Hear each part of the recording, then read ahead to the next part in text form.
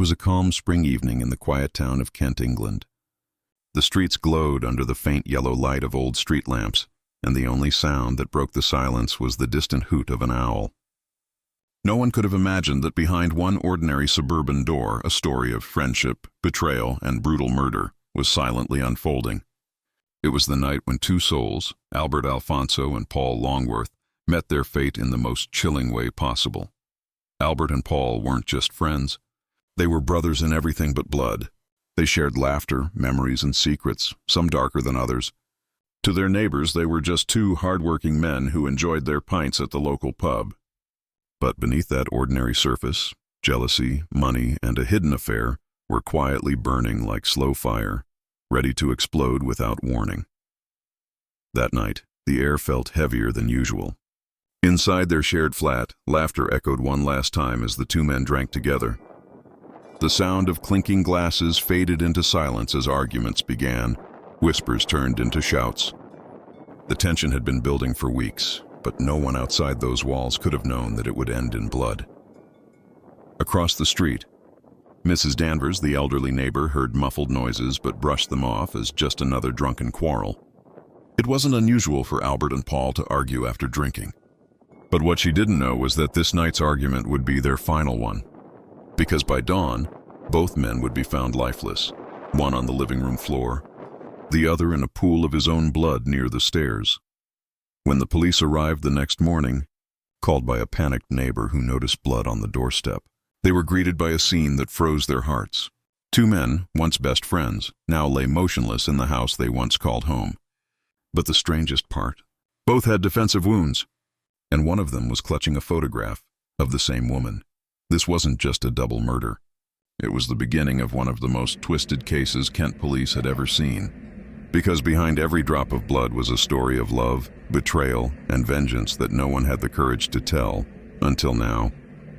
A week before the murders, life seemed perfectly normal for Albert and Paul. They worked together at a small construction firm, spent evenings at the Crown and Anchor pub, and often returned home laughing about small-town gossip. But beneath that laughter, a shadow had begun to grow, one neither of them could see coming. Albert had started noticing changes in Paul. Quiet moods, long late-night phone calls, and sudden disappearances. He brushed it off at first, until he found the note. The note was simple, a folded paper tucked inside Paul's jacket. "Meet me at the park tonight. Don't tell Albert." It was signed with a single initial, L. Albert froze. He recognized the handwriting immediately. It belonged to Laura, Paul's girlfriend. Or at least, that's what Albert thought. What he didn't know was that Laura had once been his secret, long before Paul came into the picture. Their past was messy, tangled in lies, and now it was coming back to haunt them. That night, Albert followed Paul. From the shadows of the park, he watched them meet. The way Laura smiled, the way Paul touched her hand, it felt like a knife in his chest. He wanted to scream, to confront them, but instead he turned away. From that moment, the quiet friendship between the two men turned into silent warfare. Every smile became a lie, every word a weapon. The house they shared no longer felt like home. It felt like a battlefield. As days passed, the tension grew unbearable. Neighbors heard shouting more often. Paul accused Albert of meddling, while Albert mocked Paul's gullibility. But behind those fights was something darker, Albert's growing obsession. He began drinking more, muttering Laura's name under his breath. And one night, he did something no one expected. He went through Paul's room, searching for proof, and found a small velvet box. Inside it was a ring. It wasn't just a ring, it was an engagement ring. Paul was planning to propose to Laura. Albert's heart broke into rage. In that moment, something inside him snapped. "She was mine first," he whispered to himself, staring at the diamond glinting in the dim light. His trembling hands closed around it, his jaw tightened, and for the first time, the thought of ending it all crept into his mind. That was the night Albert stopped being just a friend. He became something else, someone capable of anything. And as the clock ticked closer to that fatal evening, destiny was already setting the stage for tragedy. No one knew it yet, but the countdown to murder had begun. The days that followed were filled with an eerie silence. Albert barely spoke, his eyes dark and restless, while Paul tried to pretend everything was normal. But something had changed in the atmosphere of that small Kent house. The warmth of friendship was gone, replaced by suspicion and quiet resentment. At the pub, Paul noticed how Albert's laughter no longer reached his eyes. When their friends joked, Albert sat still, watching, thinking. And when Laura's name was mentioned, his jaw tightened almost imperceptibly. The storm brewing inside him had not yet struck, but its rumble could already be heard in the cracks of his voice. One evening, Paul walked into the kitchen and found Albert staring at the engagement ring he thought was still hidden. The sight froze him mid-step. Albert looked up slowly, eyes burning with a mix of hurt and fury. "You weren't even going to tell me?" he whispered, his tone almost trembling. Paul tried to calm him, saying he didn't owe him explanations about his love life. But that was a mistake. Albert slammed his fist on the table. "You owe me everything," he shouted. "You took what was mine, what was supposed to be mine." Paul stared in disbelief, confused by the depth of Albert's rage. "Laura was never yours," he said quietly. "You let her go, remember?" But Albert's expression said otherwise. He had never let go. From that night, the friendship officially died. They still lived under the same roof, but as strangers. Paul avoided Albert, locking his door at night. The neighbors heard shouting, sometimes the sound of glass breaking. But when asked, both men brushed it off as just drunk arguments. Yet behind closed doors, Albert's obsession deepened. He began collecting small things that reminded him of Laura. Her photo, a perfume bottle she once left behind, even old letters she'd written him. He kept them in a drawer, like relics of a time he refused to let die. To him, Laura wasn't just a woman. She was his unfinished story, and Paul had stolen the ending. Meanwhile, Laura began to sense something was wrong. Paul had become anxious, constantly checking over his shoulder, his cheerful spirit replaced by unease. When she asked, he simply said, "Albert's not the same anymore." She urged him to move out, to find a new place, but Paul insisted on staying until the end of the month. He didn't want to seem like he was running away. But fate doesn't wait for bravery. It strikes when pride blinds reason. On a rainy Thursday night, Albert overheard a conversation between the two lovers outside the pub. He heard Paul say, "Once we move, he'll never find us again." Those words echoed in Albert's mind like poison. He'll never find us again. That night, something inside him shattered completely. He went home early, alone, and stood in front of the mirror for a long time. His reflection looked back at him, unrecognizable. Dark circles under his eyes, trembling hands, the faint smile of someone who had crossed an invisible line. He whispered to himself, "He won't take her away from me."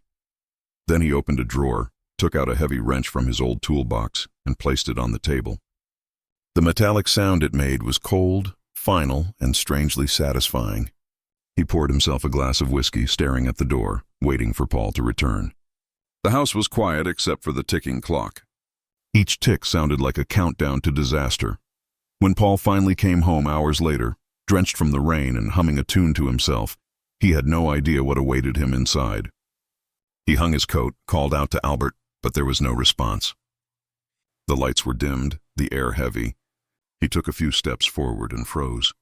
Albert was sitting in the armchair, the wrench glinting faintly beside him, his eyes fixed on Paul with an unsettling calm. "We need to talk," Albert said, voice low and controlled. The storm had arrived, and neither of them would see the sunrise that followed. The room felt colder than usual. The soft hum of the fridge was the only sound as Paul stood frozen, staring at Albert. The look in Albert's eyes wasn't anger anymore. It was something much deeper, something that frightened Paul to his core. "Albert," he began cautiously, "put that down, mate. You're drunk." But Albert's hand never moved from the wrench. His lips curled into a faint smile. "I've been drunk on lies for months," he whispered. "But tonight I see everything clearly." Paul's heart raced. He had seen his friend angry before, but never like this. There was a strange stillness in the air, the kind that comes just before something breaks. Paul tried to diffuse the tension, stepping closer slowly. "Look, I know you're upset about Laura. I should have told you sooner. But we never meant to hurt you." Albert chuckled, a low, bitter sound that echoed off the walls. "Never meant to hurt me," he said softly. "You took her, Paul. You took the only good thing I ever had." Paul's voice broke. "She made her choice, Al. You need to let her go." The word struck Albert like a slap. He stood up slowly, gripping the wrench so tightly his knuckles went white. "Let her go," he repeated. "You think I can just let her go after everything?" The veins on his temple pulsed as the rage he'd been suppressing all this time burst free. Then, suddenly, Albert threw the wrench across the room. It hit the wall with a loud clang, missing Paul by inches. Paul jumped back, shouting, "What the hell is wrong with you?" But Albert's fury wasn't over. He stormed toward Paul, pushing him hard against the table. Years of friendship, laughter, and shared memories all turned into fuel for hatred. "You lied to me," Albert screamed. "You both lied." Paul shoved him back, yelling, "Because you scared her, Al. You were obsessed, not in love." The words cut through the room like knives. Albert stopped for a second, breathing heavily, his eyes wide with disbelief. "She said that?" he asked quietly. Paul hesitated, and that hesitation was all Albert needed to know the truth. The silence that followed was terrifying. Albert stepped back, his body trembling. His face twisted in pain, not just anger. Tears welled up, but they didn't fall. "So that's how she sees me," he muttered. "A monster." Paul took a cautious step forward. "No one said that," he replied gently. "It's not too late, we can—" But before he could finish, Albert turned toward the kitchen drawer and yanked it open. The metallic glint of a knife flashed under the dim light. Paul's heart pounded as he raised his hands. "Al, please, don't do this." But Albert wasn't listening anymore. His breathing was ragged, his voice trembling. "She made me into this," he whispered, gripping the knife tighter. "You both did." Paul tried to escape, stumbling toward the door, but Albert grabbed him by the shoulder and spun him around. The two men struggled, years of friendship now reduced to raw survival. Furniture crashed, glass shattered, and the entire house seemed to shake with their chaos. At one moment, Paul managed to push Albert back and reach for his phone, but Albert struck his hand away, sending it skidding under the couch. "You ruined everything," Albert shouted, swinging the knife wildly. Paul caught his arm, struggling to hold it back. "You're not thinking straight," he cried. But Albert's strength was fueled by madness and heartbreak. In one swift, desperate movement, he broke free, and the blade found its mark. Paul gasped, eyes wide, as the knife sank deep into his side. Both men froze, breathing heavily. Albert's face turned pale, the reality of what he'd done washing over him like ice. "Paul," he whispered, voice cracking. Paul stumbled backward, clutching his wound, the blood spreading fast across his shirt. You didn't have to," he managed to say before collapsing to his knees. Albert dropped the knife, shaking violently, staring at his trembling hands as if they belonged to someone else. No, this isn't how it was supposed to end," he whispered. But destiny had already sealed its verdict. Outside, rain began to pour, drowning out the faint, fading sound of Paul's last breath. Albert fell to the floor beside him, tears finally streaming down his face. He held Paul's body close, whispering apologies no one would ever hear. In that moment, the monster he had become met the man he used to be, and both were lost. The silence that followed wasn't peace.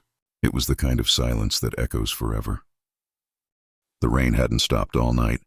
Its rhythmic tapping against the windows was the only sound that dared to fill the house after the storm of violence. When dawn broke, the gray light crept slowly across the living room, revealing what the darkness had hidden: overturned chairs, shattered glass, and the lifeless body of Paul Longworth lying on the floor. Albert sat beside him, motionless. His clothes were stained, his eyes hollow. He had spent hours staring at the wall, replaying the moment again and again, searching for a way to undo it. But there was no undoing what had been done. The friendship that had once been his anchor was now the weight pulling him into madness. As the clock struck 7, Albert finally moved. He stood up, his body stiff and trembling. He dragged himself toward the bathroom sink and washed his hands, but the blood wouldn't come off completely. It felt like it had sunk beneath his skin, like it had become a part of him. He looked at his reflection in the mirror and saw a stranger staring back. "It was an accident," he whispered to himself. "He attacked first.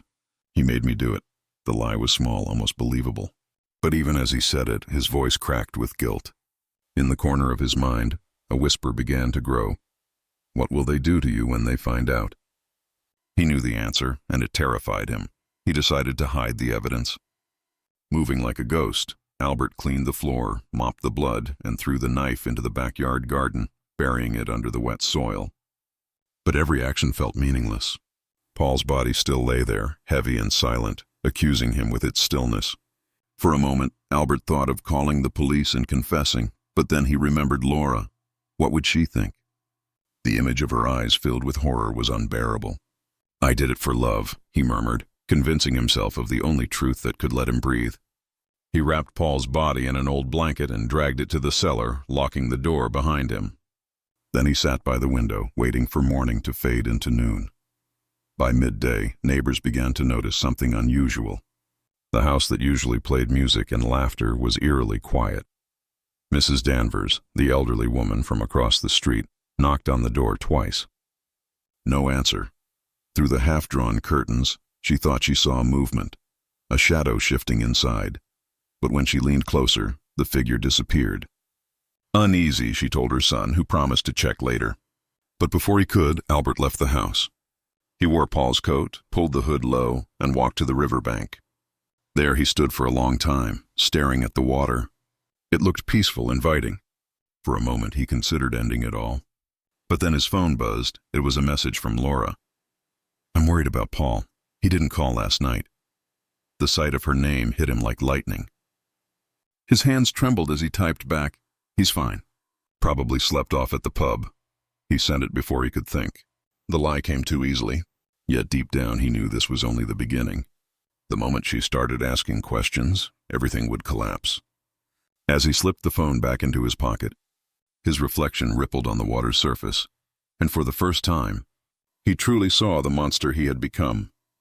That evening, as the rain stopped and the clouds drifted apart, the calm returned to Kent, but inside that small house, darkness lingered. Albert sat alone, drinking, staring at the cellar door. Every creak of the floorboards, every gust of wind sounded like Paul's voice calling his name. He pressed his hands to his ears, whispering, "I did what I had to. I had no choice." But the guilt was already clawing its way into his mind. And outside, fate was already setting the next move in motion. Because Laura, unable to reach Paul, was on her way to the house. The following afternoon, the rain had stopped, leaving the air heavy with the scent of wet soil. Albert sat in the living room, curtains drawn, bottle half empty beside him. His eyes were red from sleeplessness. The silence inside the house had grown unbearable, until a sudden knock at the door shattered it. 3 sharp taps. He froze. No one ever visited unannounced. The knock came again, firmer this time. Heart pounding, he stood up, his hands trembling as he turned the handle. And when the door opened, the last person he expected to see was standing there, Laura. Her face was pale, her eyes wide with concern. "Albert, where's Paul?" she asked softly. For a moment he couldn't speak. The sound of her voice, the sight of her, brought everything rushing back, the laughter, the memories, the betrayal. His lips moved, but the words refused to come. He's not here," he finally managed to say. Laura frowned. "Not here? He hasn't answered my calls since yesterday." She stepped inside without waiting for an invitation, her eyes scanning the room. The faint scent of bleach still hung in the air, masking something darker beneath it. Her gaze landed on the broken picture frame on the floor. "What happened here?" she asked. Albert forced a nervous laugh. "Just dropped it while cleaning." You know me, always clumsy. But she wasn't convinced. There was a tension in his voice she had never heard before. Laura moved closer, her instincts screaming that something was wrong. "Albert," she said carefully, "tell me the truth. Did you two fight again?" The question pierced through his fragile calm. "No," he said quickly. "Everything's fine." But his tone was too defensive, his movements too anxious. She noticed his hands, small cuts, fresh, unhealed. "What did you do?" she whispered, stepping back slightly. He swallowed hard, eyes darting away.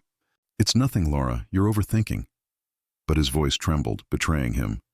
Her pulse quickened as her eyes wandered toward the cellar door. "Why is that locked?" she asked suddenly. Albert's head snapped up. "Storage," he said too quickly. "Just old junk." Her curiosity grew stronger. She took a few steps toward the door, reaching for the handle. "Laura, don't," Albert said, his voice low but sharp. The sudden change in tone startled her. "Why not?" she asked, fear creeping into her voice. He stepped between her and the door, blocking her way.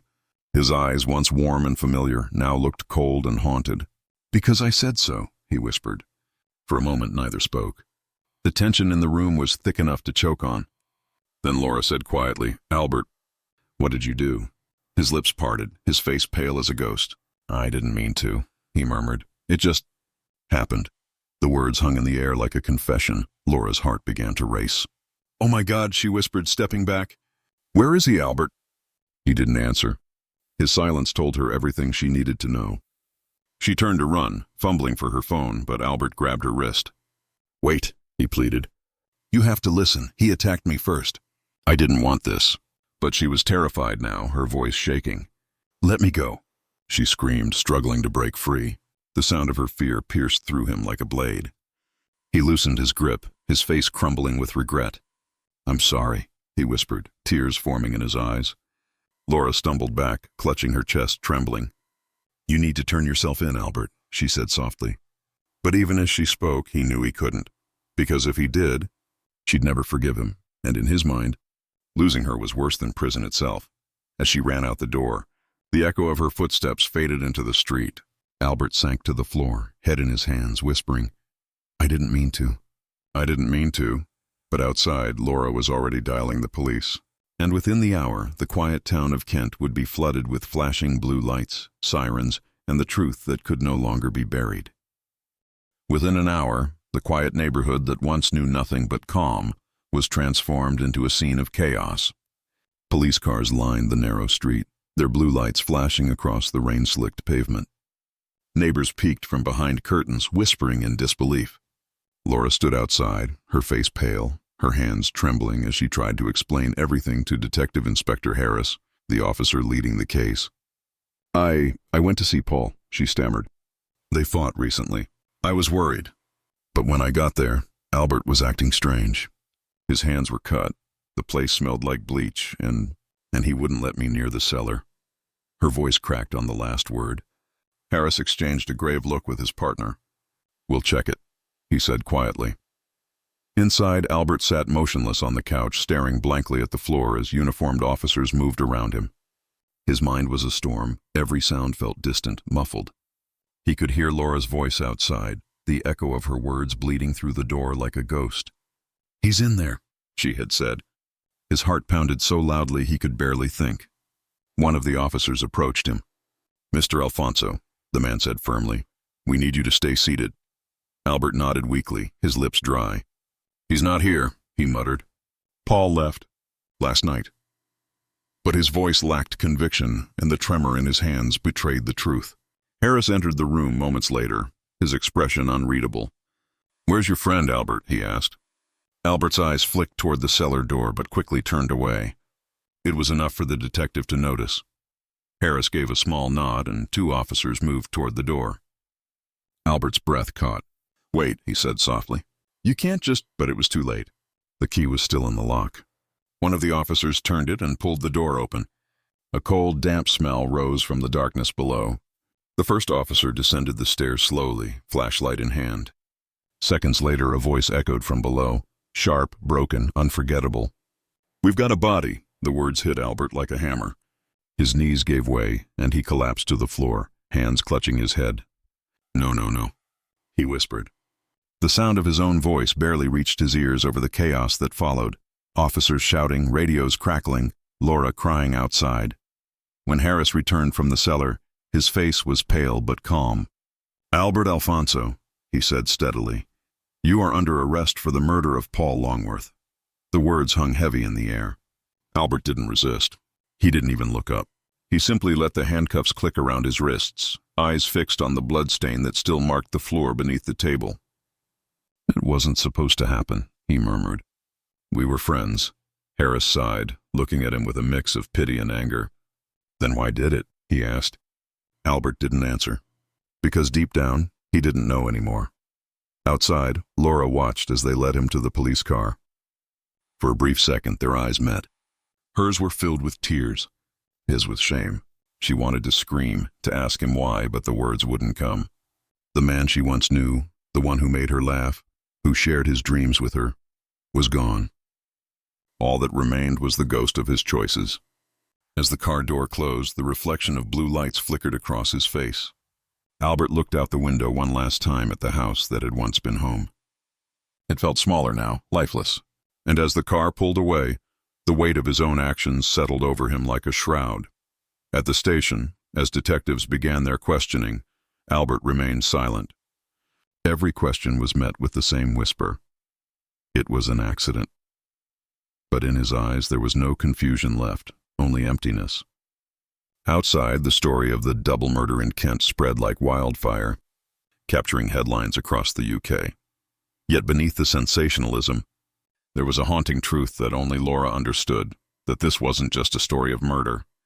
It was a story of love turned into madness, and of a man who lost himself trying to keep what was never his to own.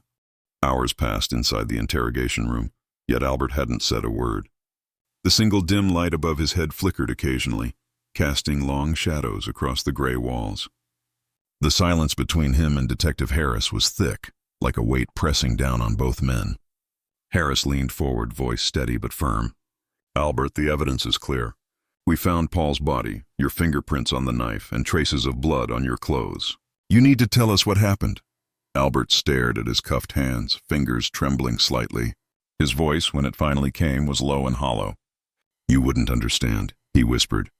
Harris sighed. "Try me." Albert's eyes lifted slowly, distant, unfocused. "It started long before that night," he said, his voice trembling. "Paul wasn't just my friend. He was like my brother. We grew up together, shared everything, dreams, failures, even love. But love, that's what ruined everything." He paused, his jaw tightening. "Laura, she was mine once. We met before Paul even knew her. But I was stupid. I let her go when I thought she deserved better. I thought he'd take care of her." A tear rolled down his cheek. "Instead, he took her away from me completely. When I saw them together, laughing, planning a life, it felt like someone tore my heart out." Harris watched him carefully, saying nothing, letting the truth spill at its own pace. Albert rubbed his wrists against the cold metal cuffs, lost in the storm of his own memory. "That night, we drank like we used to. I tried to act normal, but every time he smiled, it felt like a knife in my chest. Then he told me about the engagement. He said he wanted me to be his best man." He laughed bitterly. His best man. Imagine that. His laughter broke halfway, turning into a sob. I said something. I don't even remember what. Then he got angry. We yelled, and he pushed me first. It all happened so fast. I grabbed the wrench, threw it, didn't mean to hit him. He came at me again, and He stopped, squeezing his eyes shut. "I didn't mean to kill him. I swear to God I didn't." Detective Harris let the silence stretch before asking quietly, "So that explains Paul. But why did you bury the knife?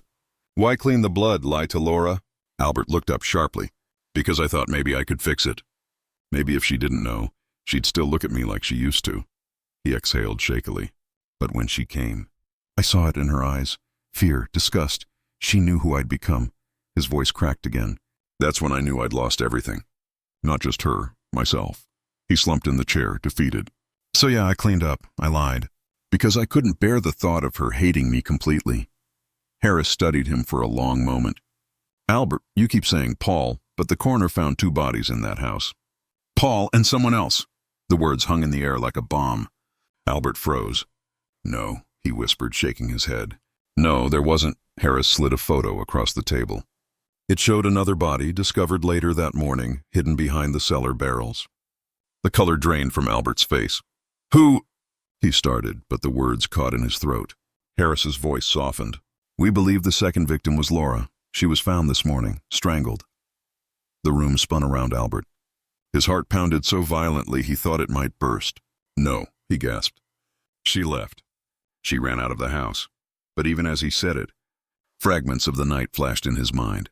Her terrified eyes, her scream, his trembling hands. He buried his face in his palms, a strangled sob escaping his throat. "I didn't mean to," he whispered. "I tried to stop her from leaving." She was screaming, saying she'd tell the police. "I just wanted her to listen. I held her." And then she stopped moving. His voice broke completely. "I didn't know what I'd done until it was too late. I killed them both. The only 2 people I ever loved." The room fell silent. Even Harris couldn't speak. He had seen countless confessions in his career, but this one was different. It wasn't the words of a killer. It was the voice of a broken man who had destroyed his world with his own hands. And as the recording light blinked red, capturing every word. The truth of the double murder of Albert Alfonso and Paul Longworth finally came to light, not just as a case of violence, but as a tragedy born from love, jealousy, and madness intertwined. The courtroom was packed to the brim that morning. Journalists, onlookers, and even strangers who had never known the victims crowded the benches, their whispers echoing like ghosts in the solemn air. The sound of the gavel brought instant silence. Albert Alfonso was led inside, his wrists still bound, his eyes hollow. Cameras clicked like gunfire, flashes illuminating his pale face as he walked past them, expressionless. The press had already decided his fate. The jealous killer, they called him. Yet behind that label was a man who had once loved too deeply, too foolishly. As he sat down, his gaze fell on the empty chairs reserved for the victims' families. He swallowed hard. Those seats were the loudest silence in the room. Prosecutor James Rudd stood tall, his tone sharp as steel. "Ladies and gentlemen of the jury," he began, "this case is not about love. It's about obsession. About a man who couldn't bear to see someone else's happiness." His words struck like daggers, each one painting Albert as a monster born from envy. "He killed his best friend in cold blood," Rudd continued, "and when the woman he claimed to love discovered the truth, he silenced her too." The jury listened, some with disgust, others with pity. Albert's lawyer, Mrs. Grant, sat beside him, her face calm but eyes worried. When it was her turn, she rose and said softly, "This is not a story of evil, but of emotional collapse. My client did not plan this. He acted in a moment of despair, a moment when love twisted into tragedy." The courtroom murmured. Even the judge leaned slightly forward, as if torn between justice and sorrow. As witnesses took the stand, each testimony drove another nail into Albert's soul. A neighbor spoke of hearing loud shouts that night, anger, then silence.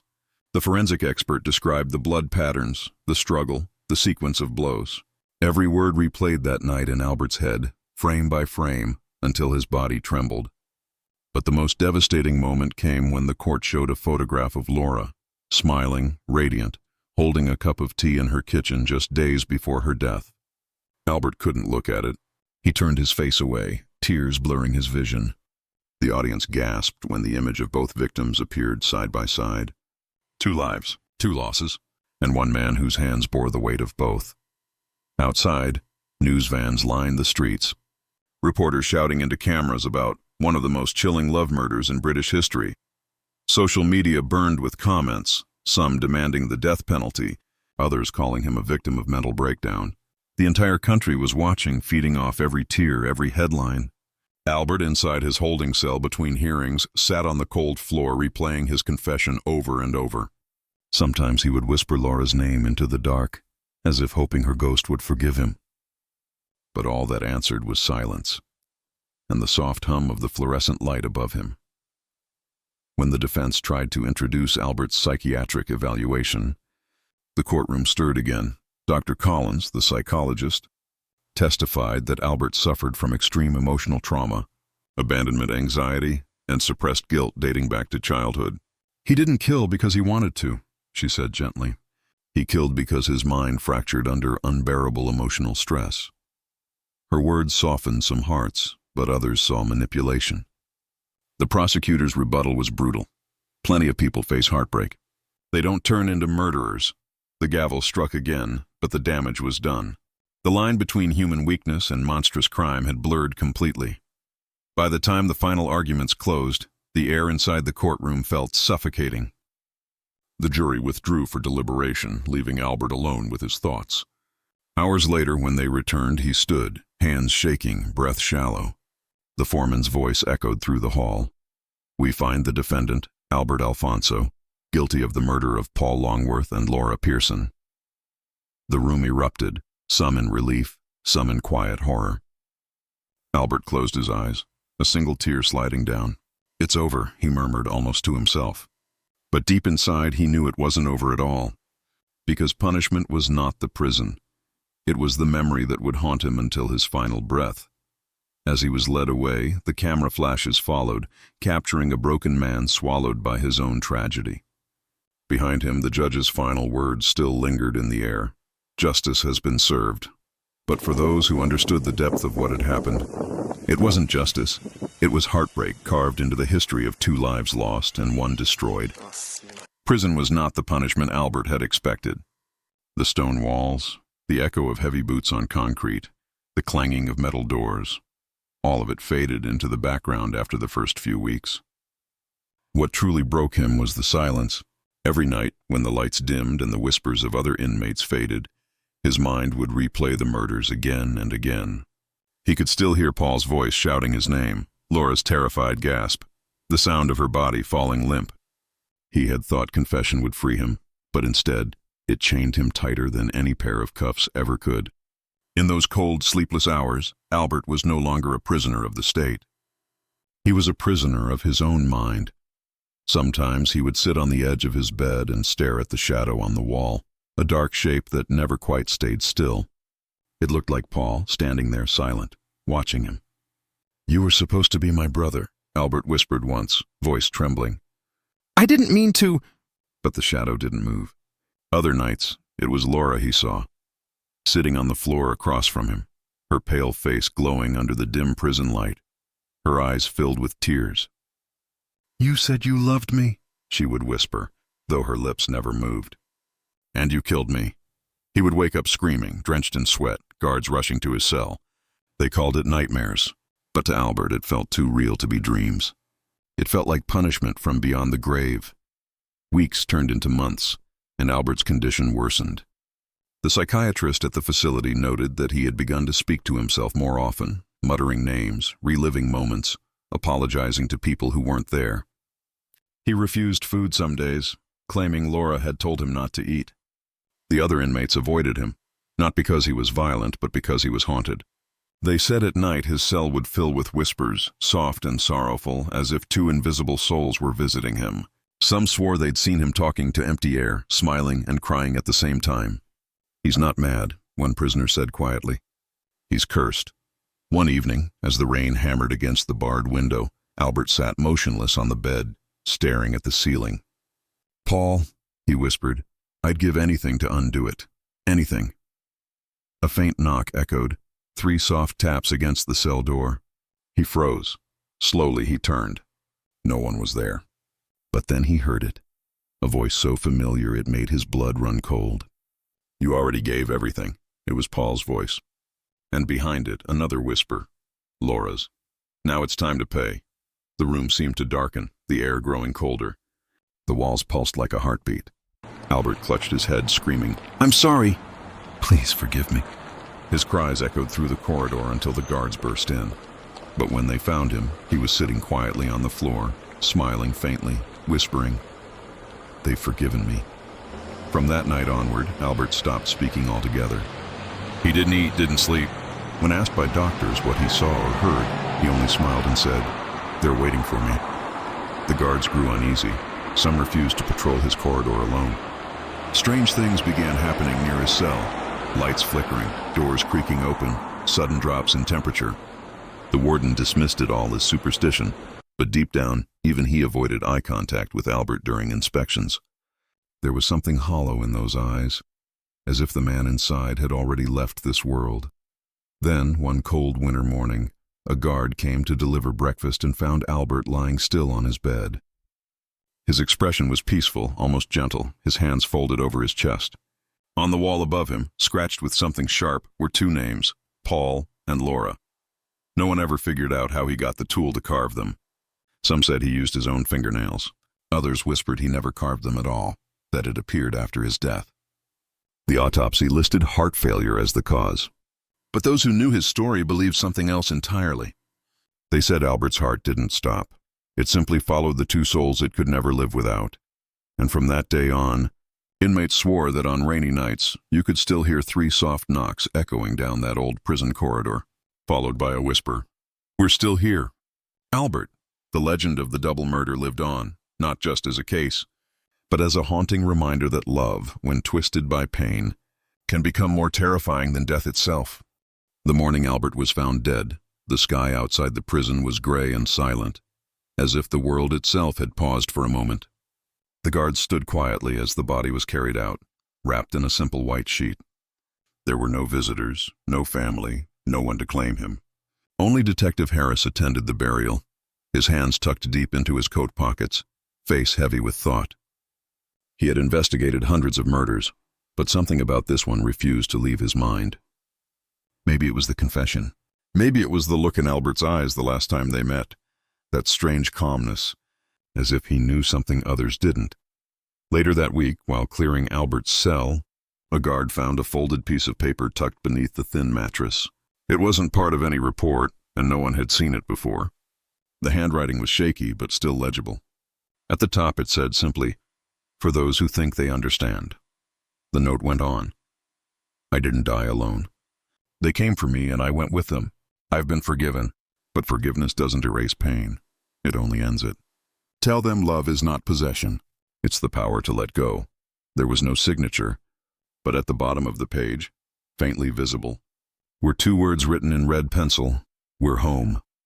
When Harris read those words, a chill ran through him. He didn't believe in ghosts, but part of him wondered, had Albert really died of heart failure? Or had something else taken him? He visited the old house where the murders happened, now abandoned and up for sale. The windows were boarded up, but inside, dust covered everything like snow. In the living room, he saw something carved faintly into the wooden floor, a +L+P, the initials of all three souls tied together in tragedy.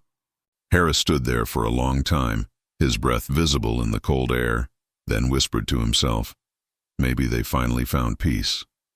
But as he turned to leave, he heard it, 3 soft knocks on the wall. He froze.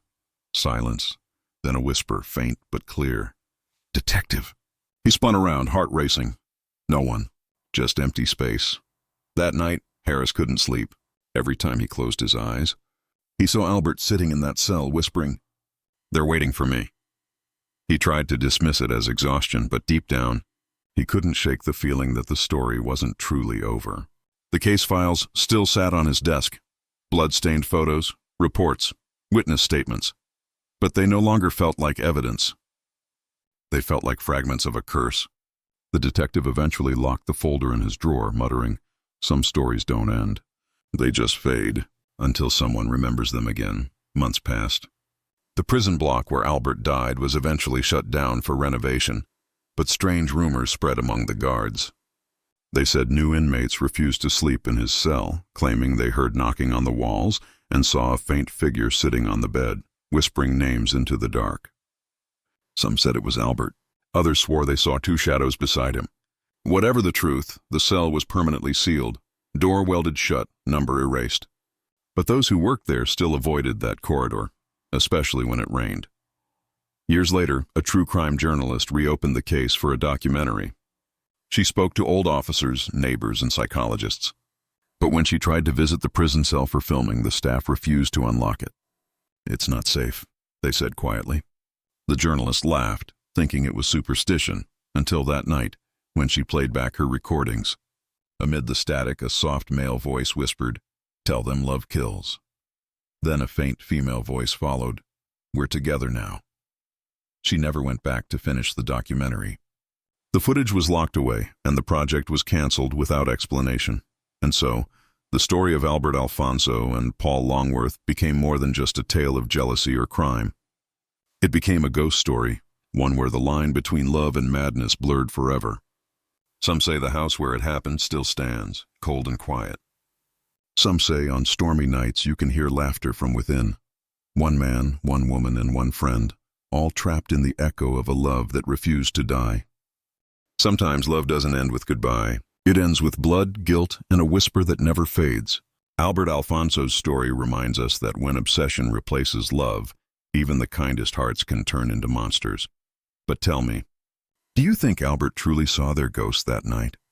Or was it just his conscience haunting him until death? Let me know your thoughts in the comments below. If this story sent chills down your spine, don't forget to subscribe and turn on the bell icon. Because in the next episode, we uncover another shocking case that proves sometimes the dead never really leave.